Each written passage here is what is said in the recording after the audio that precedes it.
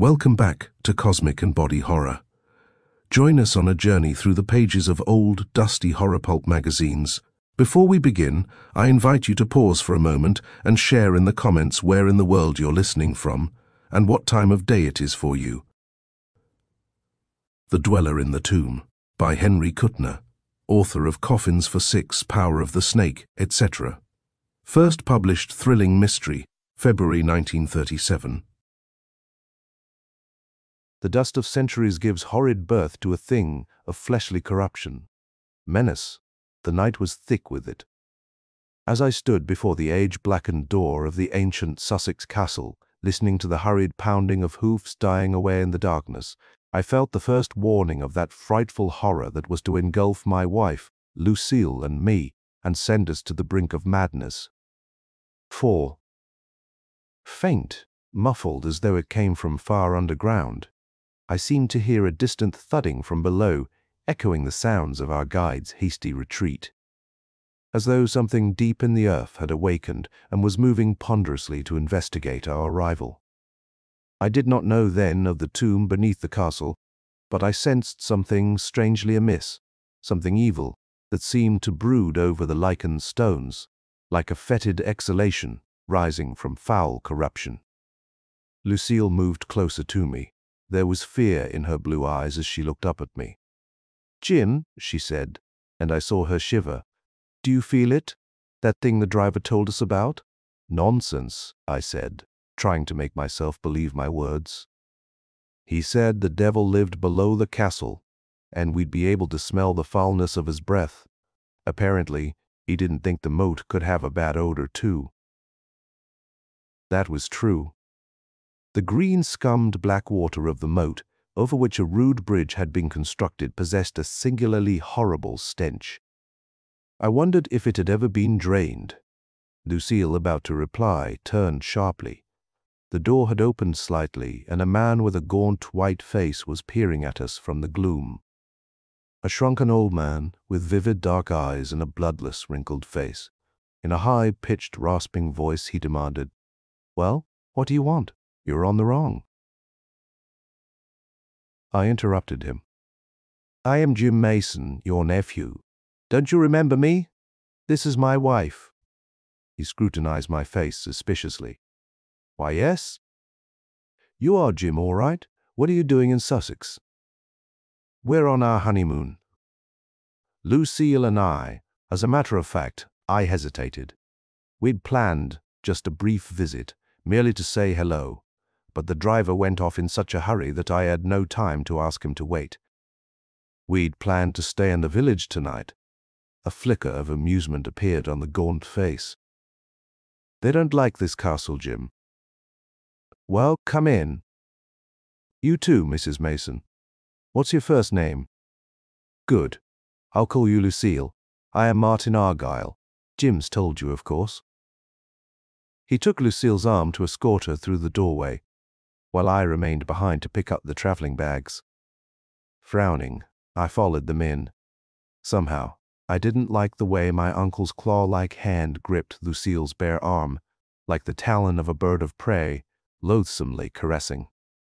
"Leave the bags in the hall," he said over his shoulder, as he swung open a paneled door. "Come in here." The room into which he led us was comfortable enough, and a fire was blazing in a great stone fireplace.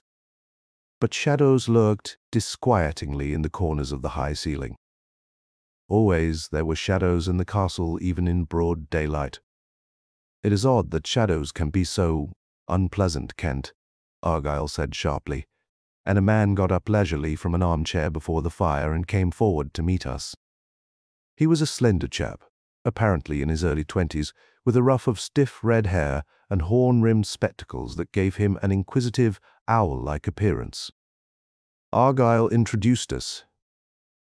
"This is Fred Kent," he said, "my assistant." A flash of memory came to me. "Not the son of Moss Kent?" I said. "My old partner," Argyle finished. "Yes, when Moss died, I rather took Fred under my wing, hey?" He stared at the youth. "That's right," Kent said. His voice was deep, pleasant. "I owe a great deal to Mr. Argyle. It's mutual, Argyle said, and I thought I detected a note of sarcasm in his voice. You've been of great help in my research. Lucille, spreading her palms to the blaze, turned. Jim's told me of that, Mr. Argyle. It must be fascinating work. The old man's eyebrows shot up. Fascinating? My dear girl, that's scarcely the word. Occultism is the one great science. He broke off, and I saw him cast an odd glance at the floor. Yet I am afraid sometimes, he finished somberly, even though I bought this castle. Bought it, I ejaculated. Yes, of course. I can afford it, but come, sit down and get yourselves warm. Take this chair, Lucille. Those blue-veined fingers, resting on Lucille's shoulder, were trembling slightly. Jim, I'll tell you something. I am quite sure that there is something buried in a vault that exists beneath this castle, something worth. He made a sweeping gesture. Well, its value cannot be measured in dollars. What is it? Lucille asked curiously. Instead of answering, Argyle said slowly, This castle is built on the site of an old Druid temple. Down in the vaults, he broke off to say almost anxiously. Now that you are here, you'll stay for a time, won't you? I need help, and I won't be ungrateful. We hadn't planned. I began, but Lucille interrupted me. I hardly think we can do that. Our steamer sails Monday, but until then, Argyle urged. Stay with me until then. You must, Jim. I need help. If it's a question of money, it isn't, I said shortly. But the old man's pathetic eagerness had rather touched me. Lucille, I said, can't we stay for a few days? She bit her lip, and then nodded slowly. Argyle smiled. Good, good. You come just when I needed you most. I need your help, Jim. You are strong. You are young and strong. And he laughed with a curious air of triumph. I saw Kent cast a warning glance at him, and felt a vague, uneasy premonition of something wrong. Throughout the rest of the evening this feeling persisted, and it was with a sense of relief that at last I heard my uncle offer to guide us to our rooms. He had already sent Kent upstairs to prepare our beds, but the high-ceilinged tower room to which Argyle conducted us bore the stamp of uncounted generations of tenancy, nor did the clean bed linen tend to dispel this impression. The four-poster bed was an antique, grotesquely carved. Argyle blew the dust from a table before setting down his lamp. It's the best room, he said. Kent and I sleep below. Come along, Jim. You have the next room. I followed him into a chamber similar in every respect to Lucille's, save that a little balcony jutted out from the tower, visible through incongruous French doors which some tenant had installed. I unpacked my suitcase while Argyle watched. After a time he went to the door. Tomorrow we'll go to the vaults, he informed me, and I heard his quiet laughter as he descended the stairs. I examined the bed, an old four-poster affair, with dark green curtains all around it. These I dragged from their place, creating a stifling smother of dust. While waiting for it to settle, I went out on the balcony and lit a cigarette. The night was very dark. The moon shed a faint dim glow through piling black clouds, and I saw water gleaming from the moat below. But for the most part it was as though I stood staring out into the blackness of infinite space. To my mind, a thought came, unbidden. Never on them does the shining sun look down with his beams, but deadly night is spread abroad over these hapless men. Where had I read that suddenly, I remembered? They were Homer's lines describing Odysseus' visit to the land of the dead. And truly this was a place of deathly gloom and shadows to which I had come. The dark burden of the centuries had fallen heavily on the Sussex castle, and from the very stones beneath my feet I imagined there exhaled a subtle odor of decay and frightening antiquity. I cast my cigarette away, watched the red spark drop down to be quenched in the waters of the moat. I turned to re-enter my room. An iron band gripped my throat. Agony blinding, frightful, raced through me. I felt an inexorable grip tighten, shutting off my breath, lifting me from my feet. Desperately I clawed at my throat, felt a slender metallic strand slip beneath my fingers. Hoarse, choking groans forced themselves between my lips. If I could only grit the wire, support my weight, it slipped through my clutching fingers. I could get no purchase. Sparks of multicolored light flashed before my eyes. My head was swelling, turning into a huge ball of fire. From the blackness above me, a guttural voice rasped, "Fool, don't tamper with forbidden things. Go while you can. Let the dwellers sleep." There was a thudding, rhythmic, hurried pounding at my brain. The racing blood. No, the door of my room. Someone was knocking. They would not come in time. I would be dead very soon now, I knew. I tried to shriek for help, but the murderous loop kept me silent. The knocking grew louder. I heard someone calling my name and recognized the voice of Fred Kent, my uncle's assistant. The door wasn't locked. "Open it, fool, open it." Again the deep voice snarled out from above. "Doom will fall if the dweller is let out from his prison, for he is hungry and athirst." The door opened. Kent stood in the doorway. I saw him dimly through staring eyes. He glanced about the room, abruptly paused, frozen, as his eyes met mine. Then he was racing toward the window.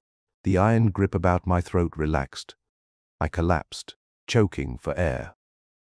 To my ears came a faint whisper, fading, vanishing into the distance. "He is hungry and athirst." Then only blackness. Something was biting my throat, something hot, burning. I coughed, spluttered, and opened my eyes. I was on the bed, and bending over me was Kent, intent upon forcing brandy between my lips. I pushed the glass away, struggled to sit up. Kent's arm about my shoulders supported me. "What was it, old man?" he asked quietly. There was a strange look in his eyes, behind the shell-rimmed glasses.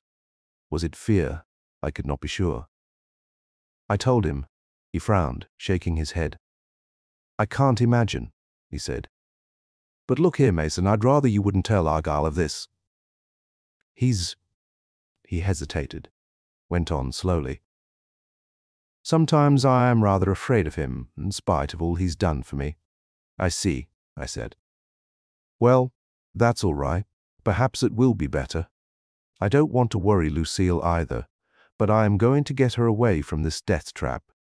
Kent pushed out his lower lip. He took off his glasses and polished them reflectively. "That's really why I came up here," he said. "Here, take another nip of brandy. There is no use going after the fellow, whoever he was. You were out for fully 15 minutes. And besides, I want to tell you," he went on quietly, his calm, restrained voice lending an added touch of terror to the fantastic tale he related. As I listened, a weird spell of horror seemed to close in upon me, a nightmare menace from the foul and hidden depths of antiquity. He told of his coming to the castle, for a purpose Argyle would not explain to him until a few days before our coming. "He took me down into the vaults," he said, and I saw little beads of perspiration sprinkling his forehead. Black as midnight, filthy with cobwebs and infested with insects, spiders as big as walnuts, and ugly little yellow centipedes that flashed away almost before you could see them. There are 7 vaults down below the castle, and in the lowest vault is the door. An iron door, rusted and barred, but we opened it with chisels and hammers. We had to wait half an hour before the air in that locked vault became breathable. And it was empty. Argyle told me to dig. They buried it deep, he said. I had no idea what he meant.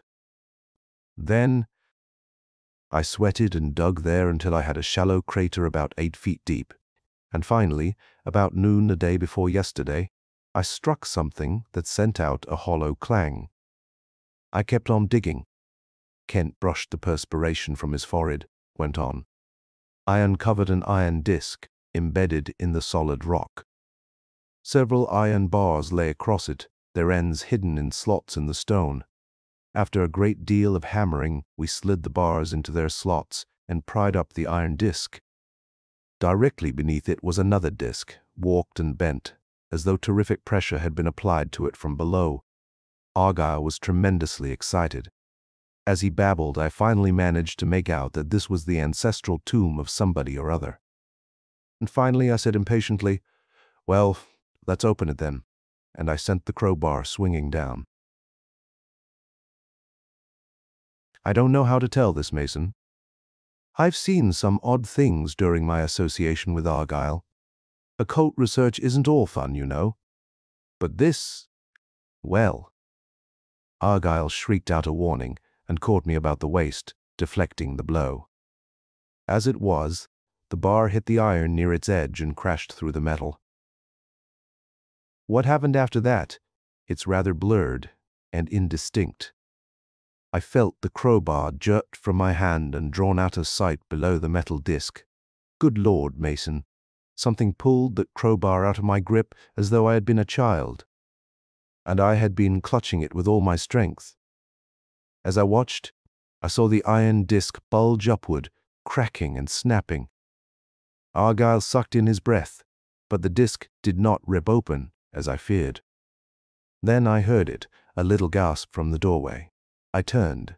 It was Lucille, in a flimsy negligee that revealed rather than concealed the rounded contours of her body. She hurried forward, her face chalk white. I drew her within my arms. Her heart was beating furiously. "Jim," she said, "I heard. We've got to get out of here now. Perhaps it's just as well," Kent said. "I'll give you the keys to my car, or I'll drive you to the village myself." "That's considerate of you, Fred," my uncle's high-pitched voice said mockingly. He stood in the doorway, his wrinkled face twisted into a saturnine grin. In his hand was a gleaming, vicious automatic. He gestured with it peremptorily. "Stand up, Jim, you too, Lucille. That's right, line up, like good children." His cackling laugh sent an icy chill down my spine. The man must be mad. He read my thought with uncanny accuracy. "No, I am sane enough, Jim, as you'll find out. Fred has been telling you things, hasn't he?" "Has he? What's the matter with your neck?" He pointed at the livid wheal on my throat. In the back of my mind had been the thought that Argyle had been responsible for the attack on the balcony. But apparently he knew nothing of it, or was he shamming ignorance? "Nothing's the matter with it," I said. He hesitated, then shrugged. "Since Fred has so kindly told you of my experiment, you may as well know the rest of it. You fools who laugh at occultism. Well, you'll know the embrace of the dweller very soon now, the dweller." His shrunken red lids dropped over the glittering eyes, but as I moved, they lifted again. The black muzzle of the automatic was aimed unwaveringly at my heart. My researches enabled me to discover the dweller. I found a manuscript, or rather, Fred found it, in an old London garret in a bundle of waste paper, and there I learned of what lies beneath this castle. Ages ago, when the old Druid gods were worshipped at Stonehenge, when oak and mistletoe was sacred in Britain, there was a temple of the sun in this spot. This I have learned. The chief priest was an adept who spent his life delving into occult mysteries and secrets and acquiring a vast knowledge of the black arts. So great were his powers that when his time came to die, he was able to defeat death to live on. But changed. When he defeated death, he was no longer completely human, and so the Druids buried him below the adytum, in the cavern that still exists below this castle. Below the iron disc Fred uncovered. Argyle's eyes were blazing now, and he was trembling visibly. But the automatic was rock steady. In the manuscript I mentioned, I found a tremendous secret. I learned that the Druid priest, the dweller beneath this castle, can be freed from his age-old prison and enslaved. The man who enslaves the dweller becomes master of all the powers of the Druids, powers and knowledge long since forgotten. The stars. He was almost shrieking now. The stars will be within my reach. Do you mean to open the tomb now? Kent asked. Regil nodded quickly.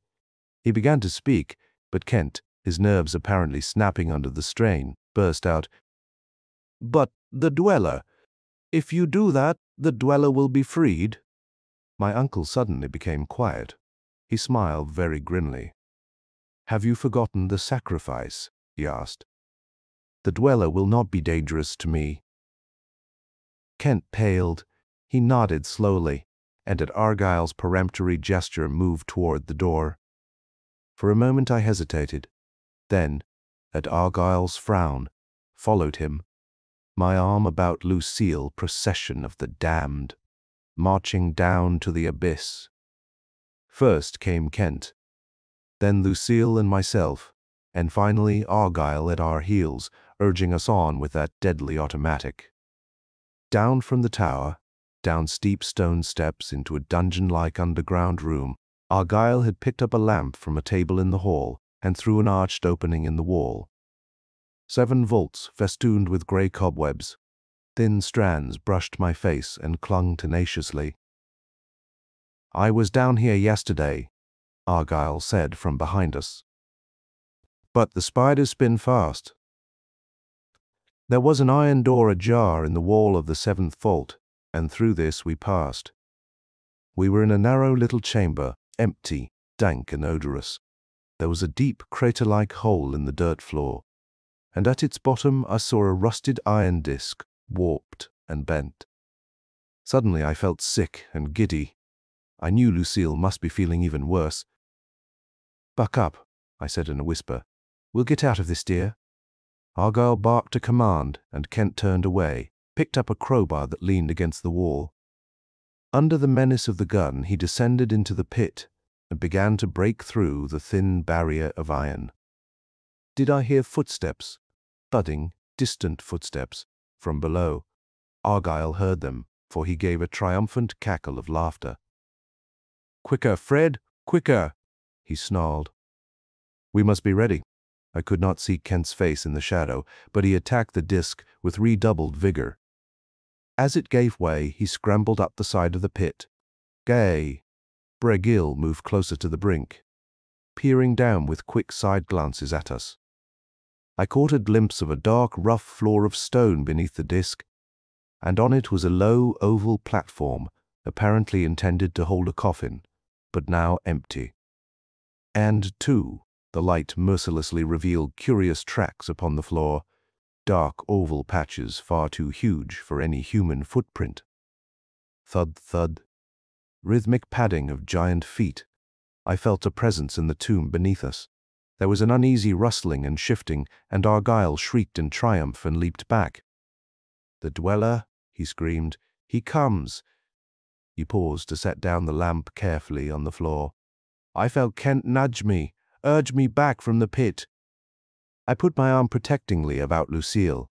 Something was rising from the ancient tomb, something huge and black, rising inexorably into view, very slowly.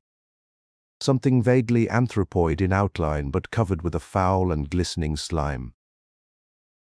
"The Druid priest," I heard Kent whisper hoarsely.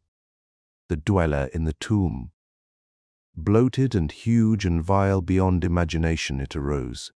The essence of all foulness and evil face, it had none. From a featureless black globe a single glowing eye peered frightfully. The long ape-like arms ended in great horny claws. Gagel sprang toward us, the automatic menacing. He seized Lucille, jerked her away before I could prevent it. His clawing hand clutched at her negligee, ripped it from her. With a vicious push, he sent her prone on the edge of the pit. She lay there, unmoving, cursing. I sprang forward, felt Kent seize me. "Wait, man, wait," he whispered urgently. I tried to pull free, but he held me in an iron grip. The dweller began to march up the side of the pit, slowly, ponderously. It did not pause at the nude form of Lucille. Instead, It strode on toward Argyle, and my uncle, his face a death mask, drained of blood, retreated. Slowly, and slowly the dweller followed him. Once Argyle tried to dodge past to the door, but the monstrous being was too quick, despite its bulk. And eventually the old man was pinned in a corner while we watched, scarcely daring to breathe. Gragill's nerve broke. He screamed maledictions, frantic appeals. "Take them!" he shrieked at the being. "3 of them for the sacrifice. Take!" Abruptly, he flung up the automatic, fired. Rolling thunder reverberated through the chamber, and then Argyle was staring stupidly at the empty gun, while the dweller moved inexorably forward. Argyle flattened himself against the wall. His face was frightful, his mouth hung lax, and his staring eyes were frozen, glaring at the inhuman horror so close to him.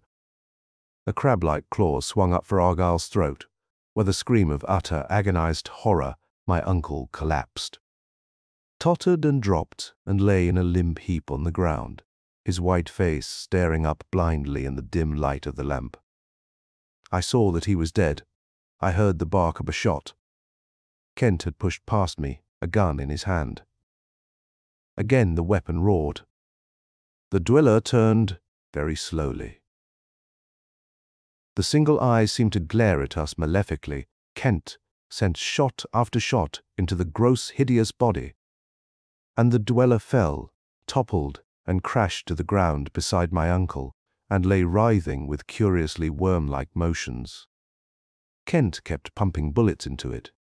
Then I heard it, the thing that made me catch my breath in sheer amazement as I stared at the thing on the floor.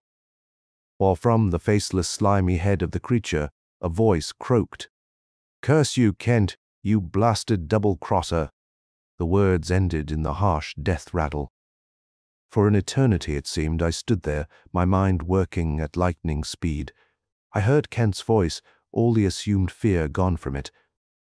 "The swine," he said coldly. "Why did he have to?" I broke in. "Then you were responsible for this. You've been behind the whole thing." His eyes were amused behind the horn-rimmed glasses. "Yes, that's right. Now, unfortunately, I'll have to kill you. I hadn't planned. Keep back." The gun menaced me. I retreated a step. If I could play for time, perhaps. "Who's your friend, then?" I asked as calmly as I could. Kent smiled. "The same chap who lassoed you on the balcony. The man who drove you here. He's been working for me for quite a while. But my plan went wrong. I hadn't intended to kill old Argyle. The swine. If I could only have driven him mad as I had planned. But I hadn't realized how weak his heart was." "But why?" I asked desperately. "What did you have against my uncle? He befriended you after he killed my father," Kent snapped. "You didn't know that, did you?" "They were partners." "Yes, but Argyle managed to defraud my father and leave him penniless. And because of that, my father killed himself. I didn't know that myself until a few months ago when I found an old notebook of his. Then I determined to have my revenge, to strike at Argyle through his belief in occultism, his weakest spot." "What about the manuscript?" "Forged. I located this castle, did a little construction work on these vaults, but little was necessary. There is another entrance to the tomb, of course. Then I cooked up a legend that would appear authentic to Argyle, and told him I'd found the parchment. As I expected, he bought the castle and set out to enslave the dweller. I really didn't want to kill you unless I had to," he went on mathfully. "In fact, I tried to frighten you away by having you attacked and by telling you a wild tale about the dweller. I didn't expect Argyle would force the issue." Suddenly I remembered something. "And when you told Argyle that if he opened the tomb, the dweller would escape, you were really talking to him?" I ventured, nodding toward the motionless black figure that was at my feet. He nodded. "Yes, he was outside on the balcony, and that gave him his cue. I decided to let Argyle have his way. I'd already seen to it that his gun was loaded with blanks, and I'd planned to kill the dweller then unmask him and be as surprised as you." He smiled grimly as he finished. "Naturally, nobody would suspect me. They'd think our friend had been trying to hoax Argyle and me. But the fool talked. I didn't expect that, so—" He lifted the gun. Its muzzle seemed to grow, to become a well of blackness that would swallow me. I tensed, although I read murder in Kent's eyes and knew I'd have no chance. His finger was tightening on the trigger. Lancing through the vault came a scream. From the corner of my eye, I saw a white figure leaping up. "Lucille!" Racing toward the door, in a flash, I saw her plan. Kent would not dare to let her escape. The muzzle of the gun wavered, turned away momentarily. I leapt. Flame seared my side as the gun blasted. I clinched with Kent, gripped his wrist, and forced the gun up. Again it roared, and I heard the bullet whine as it ricocheted from the walls. I wrenched Kent's wrist viciously, and he dropped the gun. His knee drove up at my groin, but I twisted aside, evading the blow. His fingers were at my throat, now digging in viciously. Suddenly I felt my strength draining away. The previous attack had weakened me more than I had realized. Desperately, I threw myself back. We fell on the edge of the pit, and the breath was driven from my lungs. We tottered there for a moment, and then we went rolling over and over down the incline, blinded with dirt, snarling curses. Those iron fingers were closing remorselessly on my throat. I felt emptiness beneath me, felt air rush past me as we plunged down. We struck with an impact that jarred me into momentary unconsciousness. Then I was staggering to my feet, feeling the murderous hands fall away from my neck. Kent lay flat on his back, staring up through the horn-rimmed glasses. Oddly, they were unbroken. On the stone around Kent's head was an irregular splotch of grey and crimson. "Jim!" It was Lucille's voice. She was on the edge of the pit, looking down at me. "Are you hurt?" "Is he—" "I'm all right," I said. "Kent is dead." There was a ladder on the floor nearby, kicked away when the spurious dweller had ascended. It was the work of a moment to raise it and clamber from the tomb. I picked up Lucille's negligee, and she wrapped it around her as we hurried through the vaults and up into the great hall of the castle. And there, as I looked down into my wife's blue eyes, so close and so tender, I felt that the shadow of evil that had brooded over us had passed away forever. End of The Dweller in the Tomb by Henry Kuttner. If you found this story interesting, take a moment to support the channel, hit subscribe, click the bell icon so you're notified of new stories, leave a comment, and give the video a thumbs up. Share it on your socials if you think others might enjoy pulp horror. And if you'd like to go a step further in reviving these forgotten horrors, you can click the Super Thanks button below or become a member of the channel. With your support, these dusty old stories may see the light once more.